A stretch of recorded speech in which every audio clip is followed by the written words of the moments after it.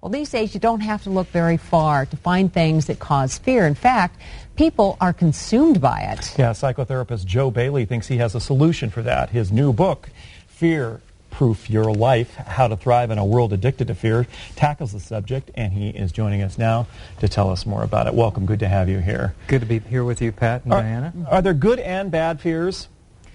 Well, there's just really one fear. It's how we view that fear. You know, there's fear, which is a sensation that comes through our body. You know, it can be fear of snakes, can be fear of spiders, or your kid using meth, or fear of terrorism, the economy.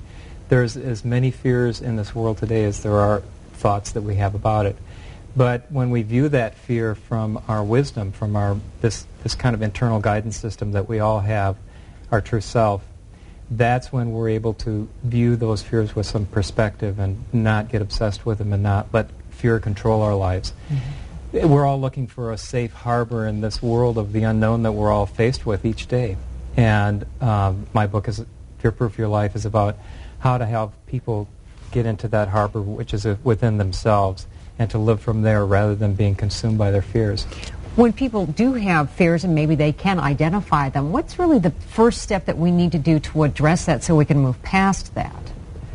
Well, the first thing is to remember that where that fear is coming from. For most of my life, I was addicted to my own fear. I was just terrified of, what people thought of me, whether I was going to be successful, if I was going to make enough money, just the same ordinary fears that I'm sure all of your viewers have.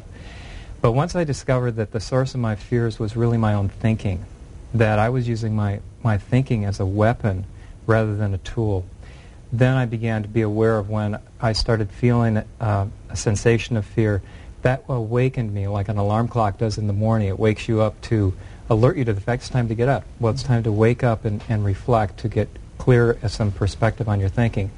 Most of us go through the day who are caught and addicted to fear with our alarm clock ringing all day, or looking at the clock all day, thinking that we need to stay afraid in order to protect ourselves. So fear has become almost a superstitious habit. We are having to, unfortunately, wrap this up right now, but I know you were interviewed recently about Britney Spears. Yes. That is a fear issue. Your assessment is that she has a fear issue. Well, I think Britney and a lot of other celebrities are people who have, in a way, they're not really comfortable with who they am, and they've developed a sense of security by being approved by a lot of other people, getting a lot of attention. And that was what the article was in the magazine, was about the fear of being alone and the need to constantly be affirmed as a person. So getting to know ourselves, trust ourselves, and live from that is really what Fearproof Your Life is about. And I want to just give you a book, Diana, because Diana saved me from my fears. The first time I was on national television, she calmed me down. I really appreciate that. Well, she does that for me daily. So I understand that, Joseph. Great. Thank you. You have a chance to meet Joseph Bailey at 2 upcoming book signings. The first one is October 22nd at the Mayo Auditorium on the University of Minnesota campus. It is from 7 to 9 p.m. The second event is October 29th at Majors and Quinn Bookstore in Uptown Minneapolis. That's at 7:30. You can find more information on Fearproof Your Life and Joseph Bailey's upcoming book signings by clicking on the Where We Live button.